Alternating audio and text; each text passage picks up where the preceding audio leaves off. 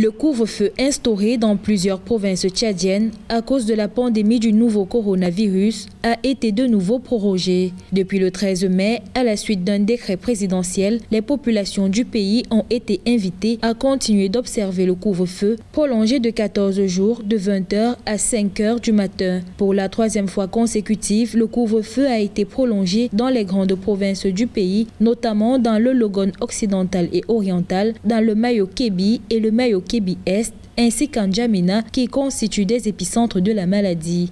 Le fait de prolonger pour la troisième fois les couvre-feux peut s'expliquer par le fait que tous les pays n'ont pas reçu le patient zéro le même jour. En fonction de la date de découverte du patient zéro dans le pays, ce pays-là prendra relativement à ses réalités des options de couvre-feu en fonction des analyses, en fonction des résultats, en fonction du comportement de ses citoyens.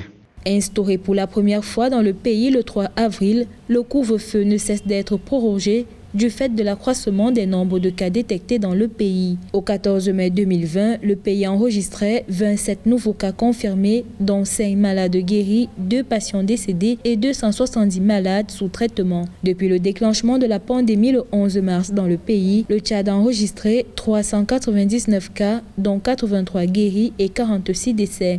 Cette épidémie du Covid-19 a mis à rude épreuve le civisme des citoyens. Dans certains pays, les citoyens étant plus disciplinés que d'autres, les autorités ont pu contenir la pandémie et ces autorités-là ont lancé le déconfinement progressif plus rapidement que d'autres pays.